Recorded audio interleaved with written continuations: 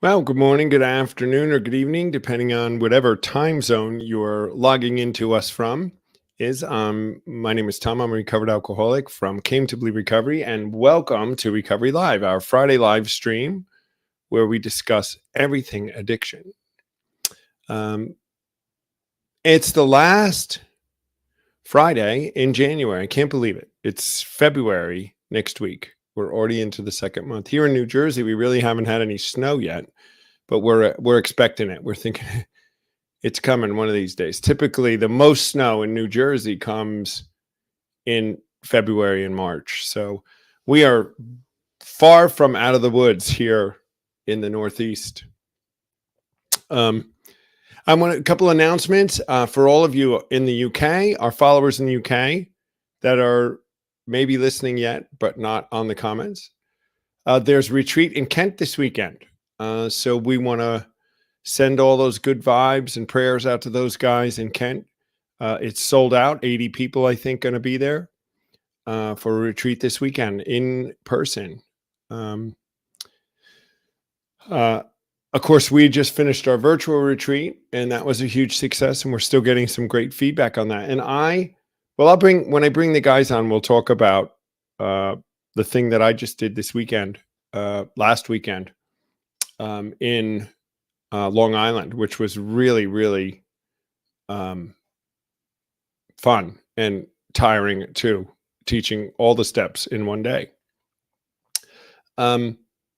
And then we have a retreat in the commuter retreat in the California area, in the Bay Area. It's in Cupertino, California, actually, which is just outside of San Jose. There's still spots open. If you live in the the Bay Area, or anywhere within a couple hours drive and are interested in coming to a retreat, it's a commuter retreat. So it's one where we go home at night from it, happening on the 17th through the 19th of February. We have a great schedule of speakers and a great keynote speaker, I'm told, for Saturday night. Go to cametobelieverecovery.org and look for the Bay Area retreat, and you can sign up, and we'll see you there. After that, we'll be in Nevada City back in May. Then we have Arizona coming up, and then I just signed the contract for a Malibu retreat in December 2023. So it's funny, I got calls from some people in Wisconsin found out about the Malibu retreat. And I got a call the other day, and some people are already committed from Wisconsin to come. Location, I guess. They think we go to Malibu. It's a place to be. Today, we're going to have, it's really a continuation of one of the other discussions that we've had. And I have two guests today. Both of them you guys know. First guest I want to bring on is somebody you all know, Casera, coming on to join us today. Hello. How's the weather in Washington? Cold, windy. It's like kind of sunny today, so that's good. But yesterday it was raining all day. So for all of you that don't know what Casera does for us, Casera manages all our registrations behind the scene, all the technical parts of registration, and all of our volunteer management. And she really is kind of the producer of this show and lines up everything that we're doing each week and just tells me what to do, pretty much. And it does a fantastic job at it. We get nothing but great reports from this show, and it's been gaining in its popularity over the year plus that we've been doing this. And so today, Casera has some subjects that are close to her heart, some great input, some things that she does outside of just running our registration and stuff. Casera is very interested and involved in issues around addiction and homelessness and harm reduction and just all of that subject, and has brought that conversation came to believe in a much greater level. And we are going down that road to talk about how we can reach into these other areas that are not typically where we would go, but we are going to now. So I'm going to let Casera kind of lead the discussion today, and we're going to talk about a bunch of stuff. And do you want to bring Jessie on, Casera? Yeah, so you guys met Jessie before. She's awesome, as we all know. And she just, to me, like embodies harm reduction. Like I remember when the first times I heard Jessie speak, and when I was running a meeting and Jessie was on it, and she was very helpful during that meeting. And just thinking that she was the embodiment of like harm reduction and unconditional love, all wrapped up into a Southern accent. And yeah, so I'm really excited to have this conversation because I think it's really important to discuss these things because I know that a lot of people might have hesitancies or prejudice against the idea of harm reduction. But I think that if we talk about it more and look at it on its like basic level, that it's something that everyone can easily like add into their day, add into their routine, and kind of just think more about. So here's Jessie. Hello, everybody. Hello. Thank you for coming on again. Thank y'all for having me. Yeah, so I thought we'd start off talking just, very broad in general. And I was talking to Jesse and Tom before about why this topic kind of I hold dear to my heart and wanted to talk more is because, like everyone else, I started out with the same general like stigma and prejudice surrounding homelessness, surrounding substance use, people that are in active use. And it wasn't until I started working in a recovery center and was on the street with individuals that were homeless and were in active use. And when you're in that position, everything you thought you knew is gone. Immediately, it's gone when you talk to these people because they were some of the most generous, kind, compassionate people that I had ever met and ever had spoken with. So it's like, how could I have thought all this time that I didn't want to be a part of this? I didn't want to help people. Um, just I don't even know why. You just kind of that stigma just kind of seeps into you from what you've heard and what you've seen on TV. So I just wanted to expand on how we can help others, even if we don't quite understand. I know a lot of people don't understand addiction and how it works, and substance use, and what it means to be in active use, and all of that. And I just think it's really important to know that you can make a difference and you can help. Um, and I feel like, Tom, for you, like, what drove you from one, you became recovered through Came to Believe. And I know that's a really big piece, but what drove you even more to want to help other people in like a kind and compassionate way? Because you might not have experienced that in your life when you were in active use. You might not have had that compassionate touch and those kind words, but now like that's what you're giving to other people. That I mean, it's now that when I think about it, my empathy towards those in those other situations, I totally agree with you, Casera, that until you're involved with them, until you're down in the trenches a little bit, the stigma is what rules your perception. It did me too, until you get down and you meet some of them and you talk to them in all these different categories and you realize it's not just black and white. And it certainly isn't that they're just irresponsible people who don't know how to just pull themselves up by their bootstraps. But, I think I was certainly a victim of the stigma of being an addict. And there were things I think that people could have done to help me. There were things that people could have done to be more empathetic towards me, and they didn't do it. And so without like enabling, because that's that line, I don't even know if I like that word anymore based on what we're doing, right? That along with maybe some boundaries people could have set to help me reach, there are definitely some conversations instead of just always being aggressive to me, because they were meaning whenever I met anybody, it was, you need to stop and you just need to stop. They dealt with the surface element of this rather than saying to me, what's going on? What behind the scenes, and not start there. Because nobody did that to me and it would have helped. Mm-hmm. I do that much more today than I ever would have. Yeah. I feel like, Jesse, that's like your whole embodiment and philosophy is taking that. You're a person. What do you need? Period. Nothing attached, nothing else asked within that. and like you're like, I'm just there to love you and be your friend. So how do Yeah, you yeah, we focus more on the substance. We focus more on the drug.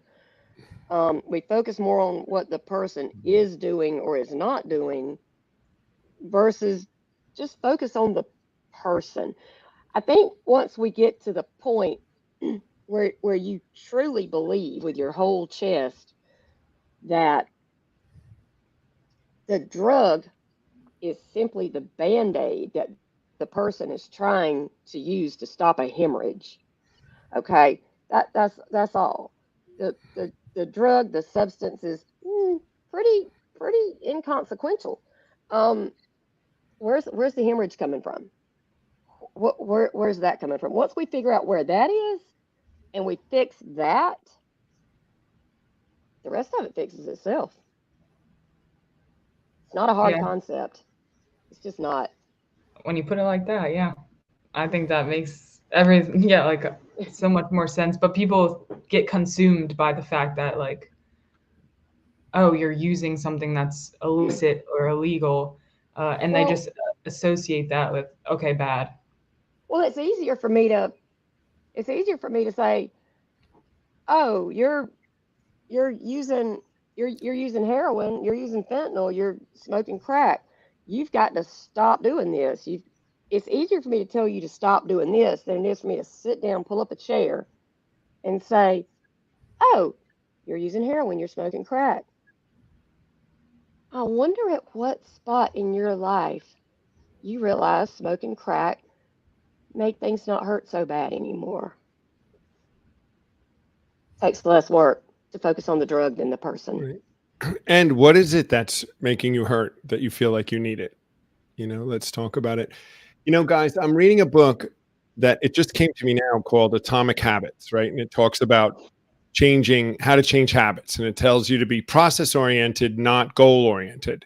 So it's the Hmm. backward side of what we do. What people do is they it's just what you're saying, Jesse. They pick the drug, they pick the end result thing and work on that instead of looking at the process behind the scenes. Look at everything that's going on that's leading to the result of that. And in my case, that would have helped. Yeah, I feel like Yeah. sometimes people don't put in that extra effort and talk because they're afraid of what they're going to be like confronted with and have to face when someone looks at them and say, this is what happened to me and this is what I'm feeling and this, and like that person, people could be afraid of that. They don't want that. They don't want to, because then it's like once you're confronted with that, it's like, okay, we're in this together, let's work this. You can't just open that hole up and be like, good luck with that, I'm going to go over here now, and I hope everything goes well.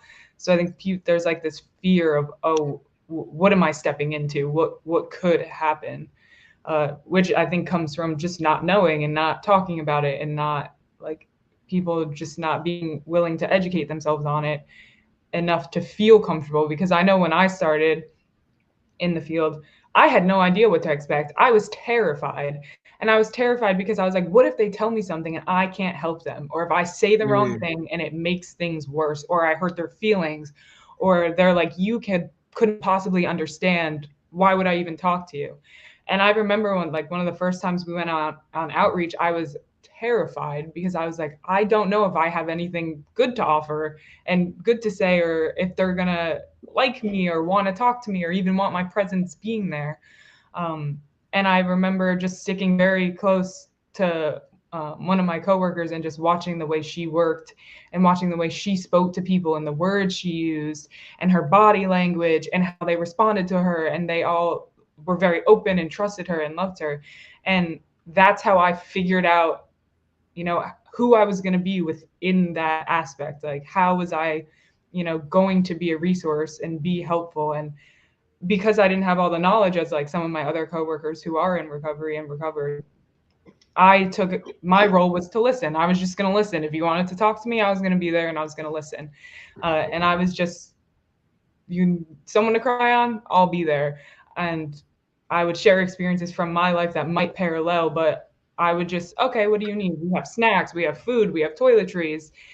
oh, you want to talk to someone, and kind of be more of, you know, a listening ear and a resource that could help you find more of what you're looking for, instead of, you know, just being there to say, well, you should do this or you should do that, or even overstepping where my like knowledge ended, which I think is important, because some people might start to overstep, and that's not helpful either.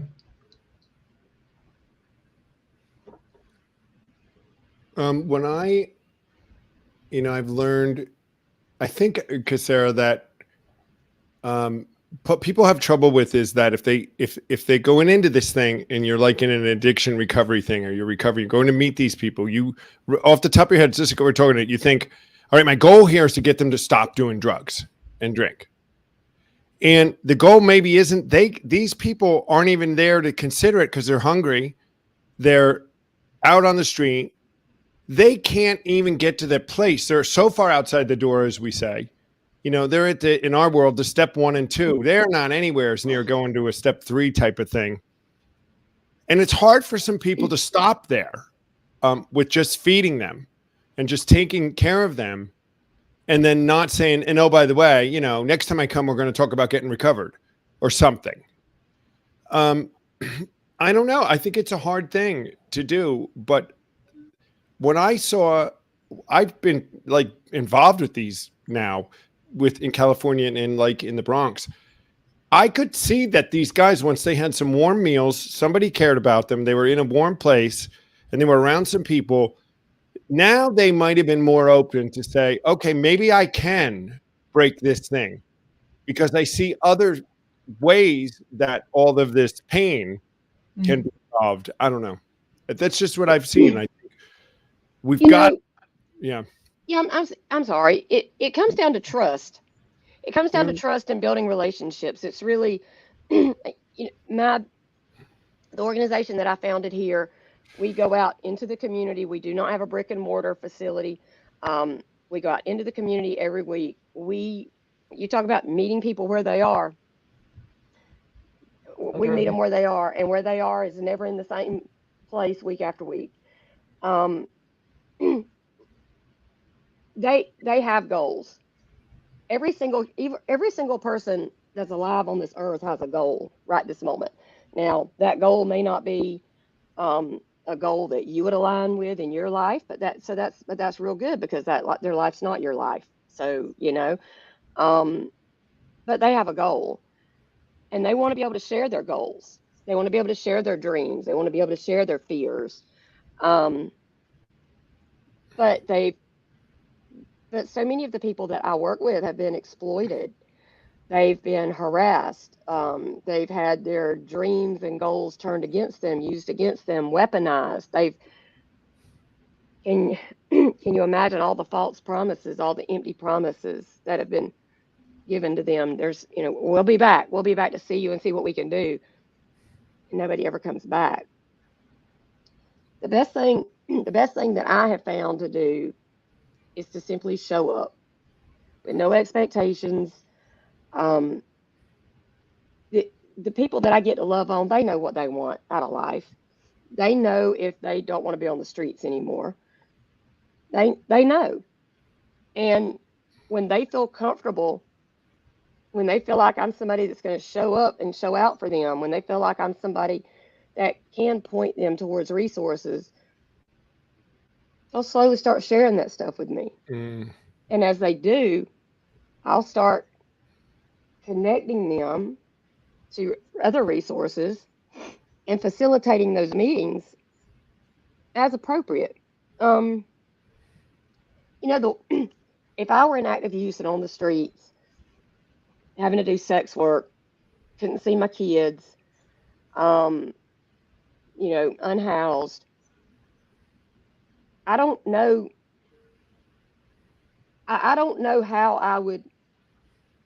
I don't know how I would navigate that. I don't know how I would prioritize.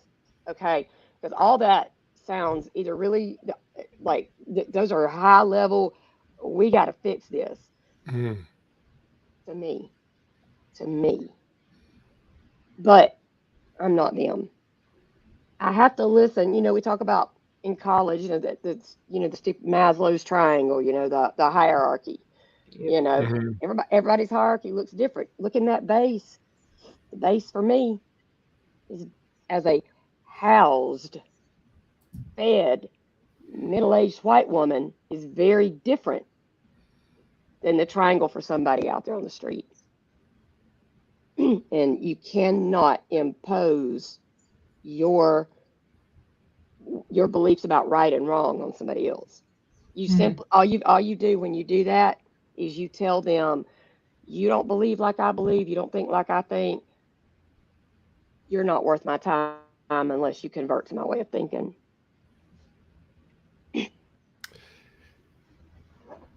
We all Okay. tend to think, from our own experiential ways in life. And I love that you said that, Jesse, that our right and our wrong and our what we believe and our black and our white in the world that we live in is not anyone else's black and white. And the other fancy thing I'm reading is Kant's categorical imperative, right? So the categorical imperative would be what we're talking about. That's what we could say to someone. This is true for everyone in all circumstances, for me and for you. But what is that? And most of us don't speak in a categorical imperative. It's hypothetical imperatives. They're imperatives that we, from our empirical life, have developed, and we're not in their world, like you said. And just because, and it's so hard for people, especially, I think I'll get in trouble for this, in the Christian world, who become boxed into a corner and think they have to come from this perception. And it's not helpful for some that are outside the door and coming from a whole set of perceptions that they have from their empirical life, their hypothetical imperatives. So trust, you're right, is this huge thing to just open up a conversation and then to be able to have that empathy towards somebody.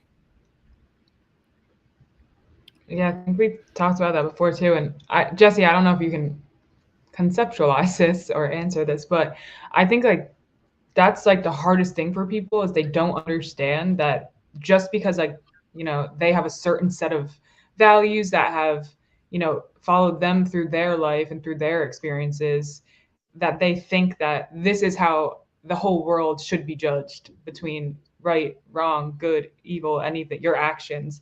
How did you, or if you even had to, you might have just been born this way, uh, kind of overcome that, like put away your own expectations, move them away completely, and just go into the situation like a blank slate saying, okay, I'm here and that's it? Well, I had a coughing fit. I'm sorry. Um, y'all heard me talking to my mama earlier. My mama's a nurse. She is full of empathy, full of compassion, full of kindness. Um, I learned a little bit of this from her. Then I became a nurse 20 something years ago. And I learned a lot of this on my own from trying to connect with people, trying to support people and love people where they were, sometimes getting it right, sometimes getting it wrong. The epiphany of this came behind the fight my daughter and I had in the Krispy Kreme parking lot 3 years ago. For those of you that have heard, y'all know the story. For those of you that hadn't, my daughter and I, we got into a fist fight in the Krispy Kreme parking lot one morning, 7:15 in the morning, and when we got through beating each other up, she stood up, flung her hands out to the side, and screamed at me, "What the F do you want from me?" And I screamed back, "If you could just not die, that would be great." And then when I had to walk backwards from there, just don't die. How do we not die here? And then I started thinking about the things that I do for myself that keep me from dying versus the things that she needs to keep from dying, the things that he, and that's where I really wiped this. I didn't wipe the slate clean. I threw the slate away and got a whole new one. Um, there usually is an aha moment for people. I would think the people that I've seen it happen to in my immediate space have a before this and after this kind of defining moment. But the longer we stay in that gray area and the longer we hover over the default of I moved into recovery, whatever recovery means for you. For some people, recovery means complete abstinence. I don't agree. I don't agree with that at all. I believe recovery is any positive change. We're moving into recovery. We're moving down the path of recovery. Because you can't define my recovery for me, no more than I can define yours for you.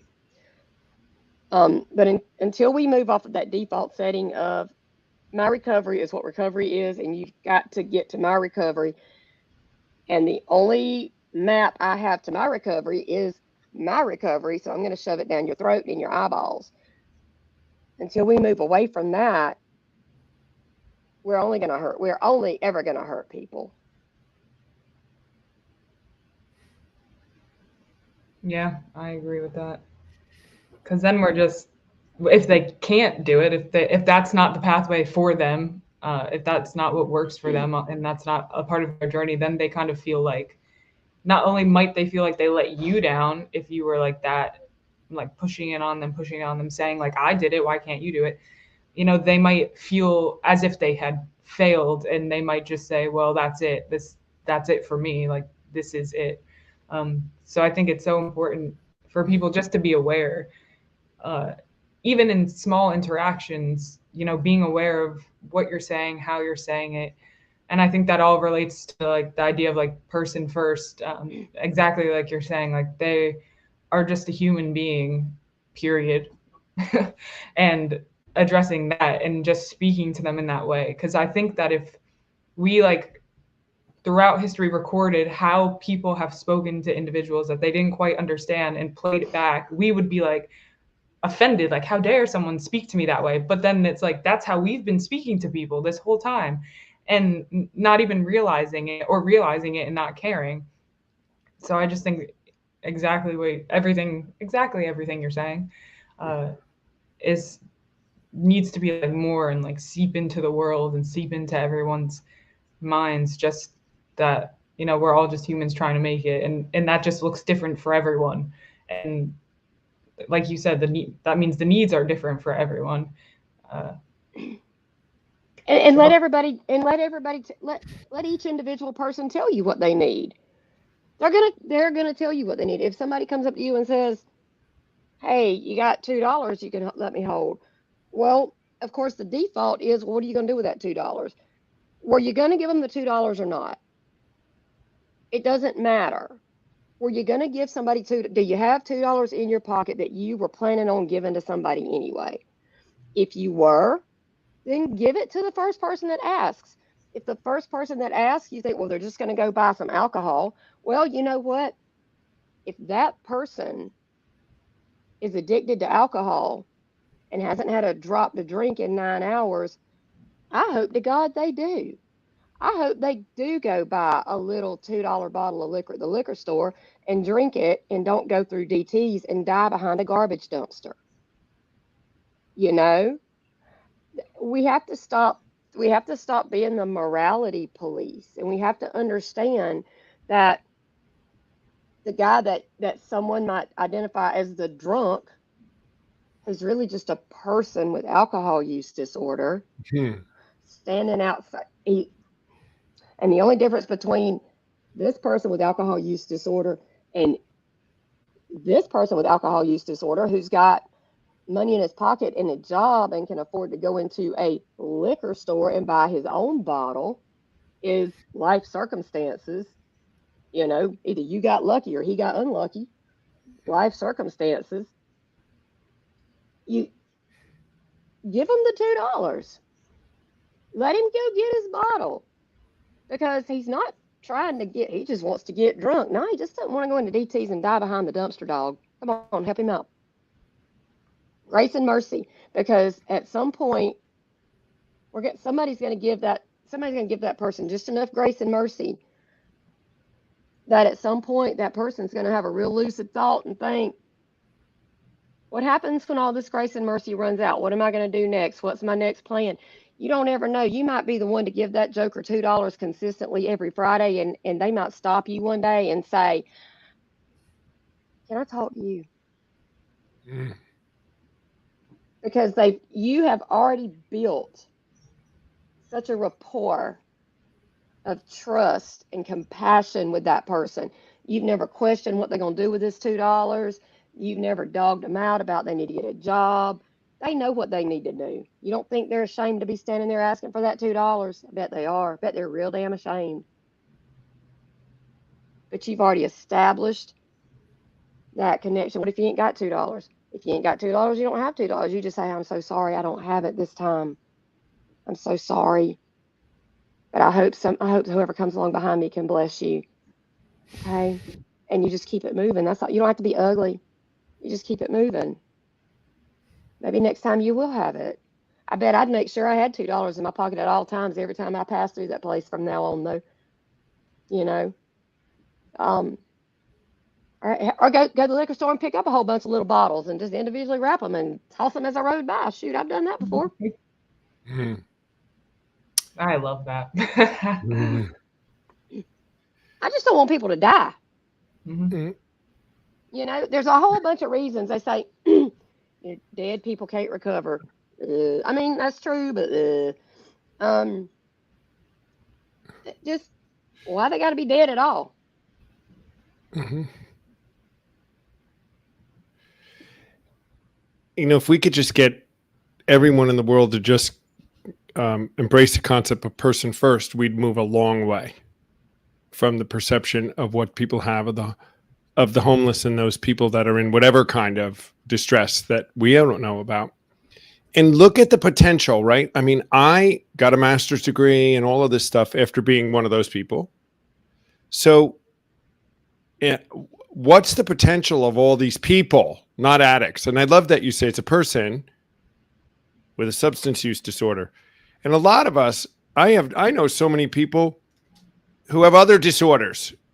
They're a person with some other kind of emotional or mental or societal disorder that is as much a draw on society maybe as the person with a substance use. You know, it's gotten to be so non-judgmental on all this. But I will tell you guys, I still, I go into the city a couple times a week now, New York City. And there's a lot of homeless, especially if I go to the bus station. If I go to the bus station, they're around and they have their cards and they have their thing. And I'm shaking it off. I'm better than I used to be. But my initial reaction walking around along the guy on the street corner with his card is ignoring. It's the initial thing that comes to my head. And I'm working through not having that be my initial order. My second thing is I don't know what I can do for them at the moment. But I think it's the overwhelming perception of society. And we're not going to solve this problem. We're not going to help this until we have a paradigm shift within our entire culture. Mm-hmm.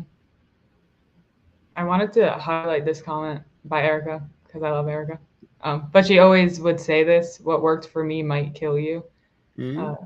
And I think that just goes with everything that we've been talking about, as well as that you can't just assume like, yeah, this is going to work for you, because it might not. That it could be the detriment to the individual. And I think I just love Erica. I learned a lot of my compassion from Erica, so shout out to Erica. But I think that part of exactly what both of you are saying, like how Tom, you're kind of working on, okay, don't ignore people, and Jessie's saying just tell them like, I don't have the $2 today, but I hope someone else has it for you. I think that like those are like little things that go such a long way. Like I remember I had been very much so stuck in that mentality, Jessie, that you were talking about, where it's like, well, if I give you money, what are you going to do with it?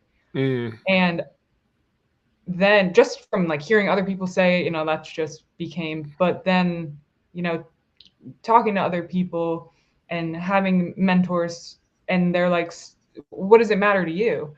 And then I'm like, I don't have an answer to that at all. And they're like, well, what if they need it? What if they just, they need that fix to get right, and then the next day they're going to do whatever they need to do. And same thing with alcohol, that's deadly to go through withdrawal with alcohol and the DTs. So what would it matter to me? Like if I'm giving them this money, I could be helping them. I could be saving them in that moment and just giving them something to hold on to, or it could be a hot meal for themselves or for the kid that we're not seeing, or anything like that. So it shouldn't matter. It should just be. And really, what was I going to do with that money anyway, right? Like, if we think about it, it's like when I think about it now, if I would hesitate to give someone, I feel guilty because I've realized, like, that's me being selfish. It's like, what am I really going to use that money for? Something for myself that I probably don't even need. And I have more in my bank account. So that's what, like, really you face with is, like, really, that's going to better use than me buying another, lip gloss, or like going to get fast food for myself. Like, no, this is helping someone else that actually needs it. And I think that, like, we just kind of block that out of our minds because it's not a good feeling to have. Like, it's just not. But you have to let that in and recognize it. And then that's just how you become better and do better in the world. Even just, those little things, I think, make a big difference. And especially, like, just saying hi, because I remember, like, I didn't have anything and I was in New York City, and there was a guy just saying, like, hi, have a good day, hi everyone, like, just comments, and everyone was ignoring him. And I turned back and just said, thank you, hope you have a good day too. And he was like, he like gasped, like, thank you so much, like, no one ever acknowledges me. And all I said was, thank you, have a good day. Like, it took 0.5 milliseconds out of my whole day. And for him, it meant something more than that, because he really wasn't looking for anything. He just was looking for someone to acknowledge him. And not many people had. So I think, sometimes just saying hi, smiling, because like Jessie was saying before, they've seen some ugly people and some hate most of the time. People giving them dirty looks or assuming, well, you chose this, it's your fault, and things like that. And exactly like you're saying, like, we don't know what they're feeling. They're probably feeling a lot of shame and anger that they even have to ask and be in that position. And then we're sitting there giving them dirty looks as if, what is that doing? What is that doing for yourself? Like, first of all, look at yourself. Why are you doing that? And two, just imagine how you're making someone else feel on top of that. People like to, I'm not going to give them money, but I'll buy them something to eat. Okay, but to do that, I need you to circle the block. I need you to spin the block, go back, ask them, what are their dietary preferences? Because, well, I'm giving them a free meal. They should be thankful for whatever. No, that's not how this works. Ask them their dietary preferences. Ask them, do they have any allergies or any food intolerances? Are you going to do all that? Because if you're not doing that, if you're going to just force me to eat whatever it is you buy for me because I should be thankful, y'all already know me in my mouth. I got some words for you, right? That I'm going to keep for myself, right? So if you're passing by somebody, and you were going to the fast food restaurant, you can ask them, say, look, I got like $5 on me, or I'm fixing to swoop in here and get me something to eat. You want me to pick you up something to eat? Let me just hand you this 5 spot. Just ask them. You might be surprised. Sometimes they might say, hey, I'll take a meal. That'd be great. Sometimes they might want the meal and the 5 spot. You know what? That's okay too. Who cares? And I'm going to shout out Erica. Erica's the end all be all in my world right now. If it wasn't for Erica, my organization would not be anywhere near the place that it is legally, organizationally. Erica has come in, and way up there in Jersey, I'm way down here in South Georgia. Erica has come in. She thinks I hold her together. She holds me together. Erica, ain't nothing else I got to say. Just Erica. She's the best. Yeah. Beyond. There were many times when we were working together that I'd be in her office, shut the door, and just cry and be like, this is where we're at. And then she's like, the crystals, everything set up. And then you just feel, yeah, and that's it. She's there. It doesn't matter what it was about. It doesn't matter anything going on in her life too. She's just there with you in that moment. So go, Erica. So, guys, if you're listening to this and some of these conversations are uncomfortable for you, and I know it is for some people that are listening, and you are coming from that really judgmental place, that really place that says this and that and the other thing, and you just don't understand. I know these two women, and I know myself and the things we've been through, and we walking the talk a bit instead of just taking judgmental positions. We've kind of gone out and been in the world and are open to becoming more empathetic and listening and learning and turning ourselves the judgment off.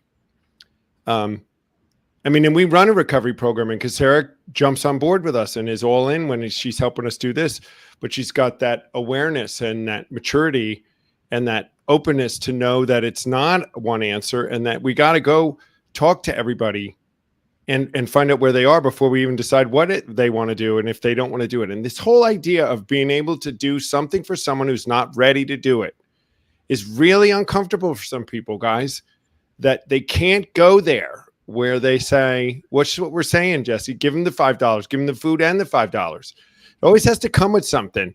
Is this what they want? Who are we to say? It's really hard to go there and think, I've just heard the problem, is what a lot of people think. And we're telling you guys that we've been enlightened by it. We've been enriched by it. Our lives have been changed by it. And so have others, because we have stepped into this and decided that we're going to find out more about this, and not contempt before investigation.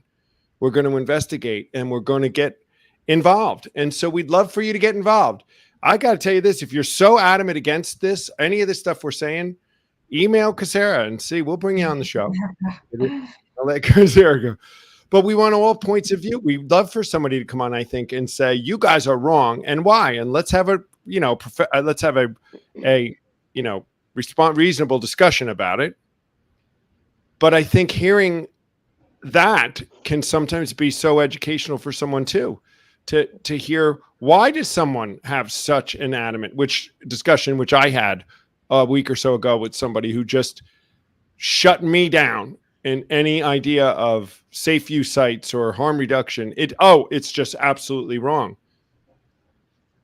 There's a bunch of people in powerful places that think that, and they're stopping us from being able to do what we do and stopping the problem from being solved by having closed minds. Oh, I'm on a box right now.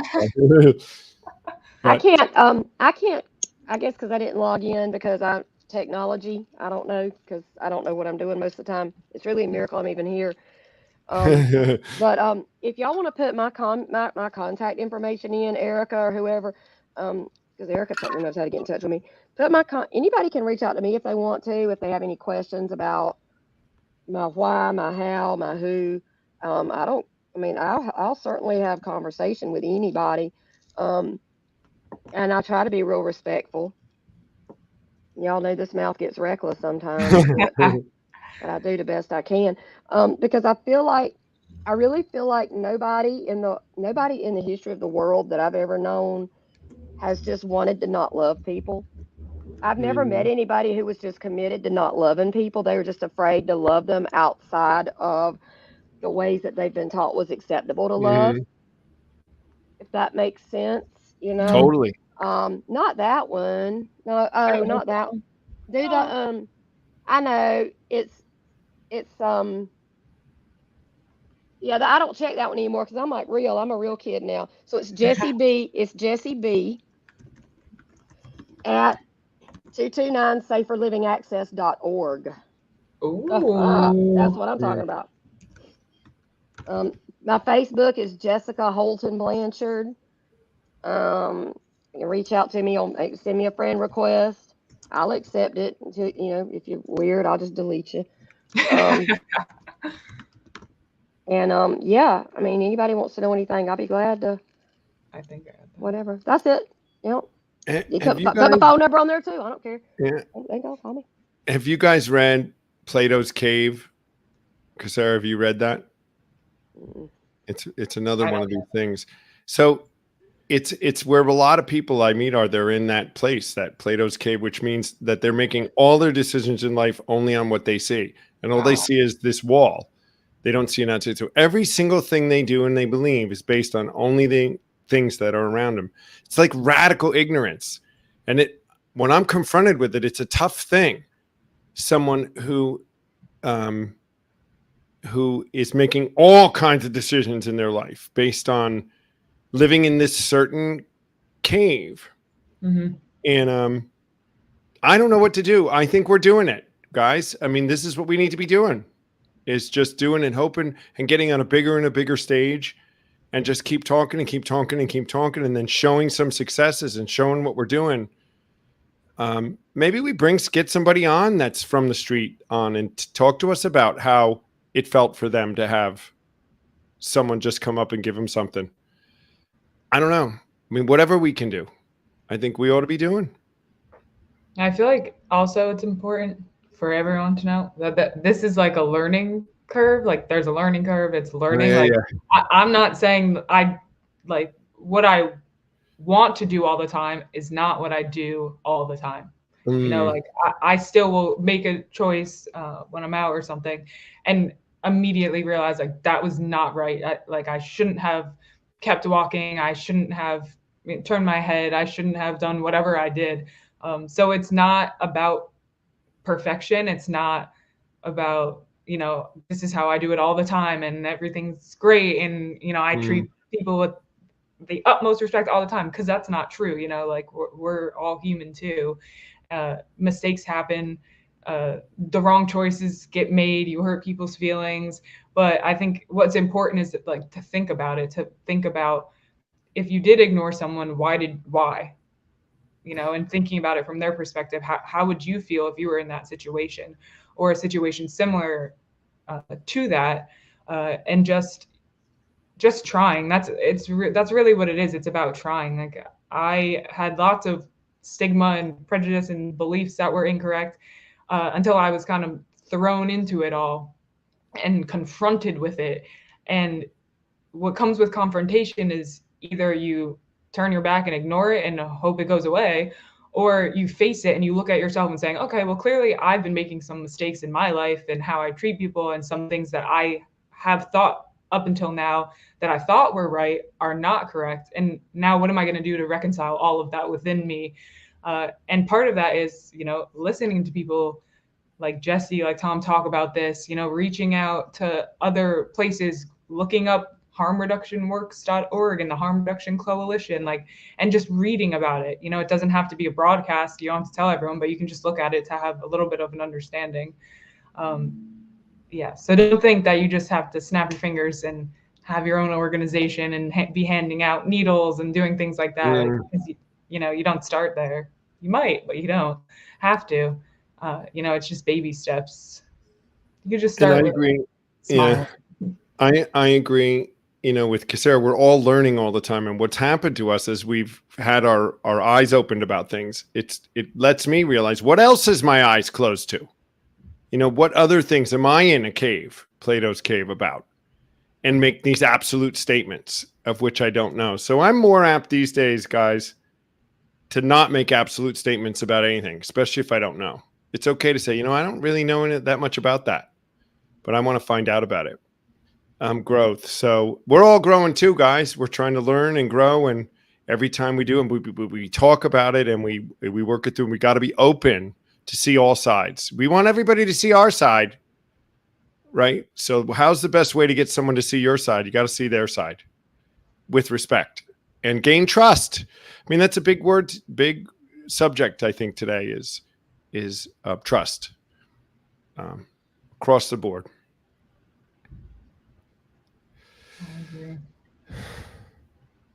Well, we're getting near that time, Casera. It's about we have about 9 more minutes. Any final words of advice, words of wisdom, Jessie, before we head off to our weekend? You give me You get over 9 your minutes. COVID, right? I know. Yeah, I tested positive for COVID Wednesday. Felt pretty sure I was going to meet whoever made me tonight Thursday, but I think I'm rallying up today. 9 minutes, words of wisdom. Woo. Okay. You know, just love. Mm. Just love, love, love. We go out, and do outreach in the community, and we got the most amazing people with me. And one of the people that's with me, my best friend Brent, he says he looks at it. He says I look at y'all and I just see love, love, love. Let people tell you what they need, and you either help them with what they need, or you don't help at all. Because, and if you don't intend to meet that need when they tell you what that need is, just don't ask. Just smile at them and say hello. Treat them like the human they are, and keep it moving. Don't ask them, well, what do you need? Well, I sure could use $3. Oh, I ain't giving you money. Why? Then why did you even open your mouth? Then why did you even open your mouth? Um, you may not be at a place where you can meet people where they are yet, and that's okay. That's okay. But don't subject people to what's ultimately going to become abuse. By asking them what they need, don't show the child the cupcake and then tell the child that they can't eat it. Or the $2 for the bottle of liquor that's going to keep them from being sick, or whatever. The best way to know what people need is to get out there and meet them. Meet people, talk to people. When you see somebody, if you got time, just sit down and have a conversation. When you've got time and $5 in your pocket, sit down and have a conversation. And if they can educate you on something, if they can teach you something you didn't know, give them the $5. You know why? Because their time is just as valuable as yours is. And they just gave you knowledge that you didn't have to go seek. How would you want to be treated if you were sitting there? That's really the best piece of advice I can give you. How would you want to be treated if that was you sitting there? And if you can't treat that person that way, what's your best option? Your best next option? Keep it moving. Well, that's awesome. We could do a mic drop right there on that one. That was it. Any last words for you, Kasera, before we head off to our weekend? I would just like to emphasize everything Jessie said. And just encourage everyone to, start with the baby step, just smiling at someone, saying hi. That's it. You don't have to go anything further if you're not comfortable with that yet. And I just encourage people to, look at their actions and their behaviors and their feelings towards certain things, and just ask themselves why they feel that way, why they might have acted that way. Because I think that's really the first step into understanding how you can be a little bit better in your daily life. Perfect. And if you guys want more information, you have Jessie's information in our comment section right now, and you know where to reach Kasera at cametobelieverecovery.org. Her email. She'd be more than happy to get you involved and get you involved in this conversation any way she can, as well as I would. So reach out to us. We have retreats and things going on. If you're a person who's really, your place in life is to really help us with the recovery part, your way in there, we need help with that too, because there are people that come to us and say they want to try to get recovered our way. So we do need people that can facilitate that. We need people that'll come with us to the shelters and work, which is getting to be more and more of what we're doing, which is what we want to do, reaching those people and trying to just be that love in their life that they don't have, or they don't have enough of. So thank you for being on today. It was great discussion. We're getting a lot of good feedback. This is not the end of this discussion. We're going to keep it going. We'll have Jessie, you'll be back again. You've been on 3 or 4 times now, right? And I love it. I love it.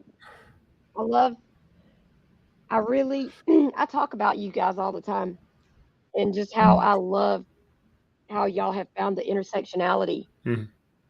between what you're doing and what I'm doing, and just how you and your listeners are always so open to hear. I just think this is where the healing begins for everybody. We're going to be down there in Atlanta one of these days and come visit you. It's not going to be too long. Come see what you do. And if you're up in New Yeah, Jersey, visit us. You know, it's gonna it's have to be cold. Don't come now. yeah, no. Yeah, don't go now. No snow Don't for go now. you. No, but yeah, I'd love to have you guys down here on a Monday. Get out here and see what I'm about. Right.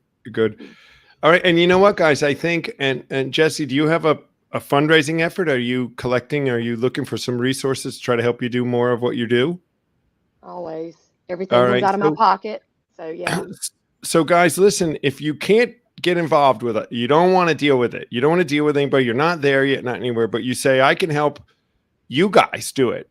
We will put your resources to use. If you want to go, you can reach out to us. And if you want to donate to what Jessie's doing, we'll make sure the money gets directly to her. Go onto her Facebook page. I'm sure she has ways of you to go ahead and donate. We have donate buttons on ours. And everything that we're doing, guys, nobody's making a fortune. We do a lot of this stuff for free when we go out to do it. It's not free, though, but we do a lot of free stuff. If that's a way that you can help, you got a checkbook, we'd be happy to put those resources to good use. And Mhm. so there's a lot of ways to Yeah. help. Outreach for me to serve my Mm. community it's $762 a week out of my pocket every week to serve the community that I'm in. So every little bit helps. Yeah, we should do a drive because we say let's raise 1 month's coverage from our people for Jessie and do it through Classy. Oh, I can do Let's that easy. Yeah, let's do, because we did that I'm on one the time. screen. Maybe we can get somebody to match it and see if we can get 2 Yeah, months out. I'll make it So pretty. I can make a pretty one, yeah. and then I'll show you what it So looks like. all right. So let's Erica can help you with that. She's got all of our financials. Mhm. Oh, Okay, thank So y'all so much. let's look at doing that. We want to help all, just like we're sure. asking for help, we can give help. So Yeah, let's see if we I'll can text. do that. Let's put that together, Kasara, and do that sooner than later. I'll be texting you, Erica. Your phone. All right, guys, we have 1 minute. Thanks again for coming on today. If you guys loved anything and want to hear anything, get any more information, you have our addresses. You know where to get us. Other than that, we'll see you next week here on Recovery Live. I will be coming to you from Florida, sunny Florida. Next week, it'll be warmer. And we just hope you guys all have a great weekend. And we'll see you next week, 9 a.m. Pacific, 12 noon Eastern, and 5 p.m. in the UK. So everybody have a great weekend.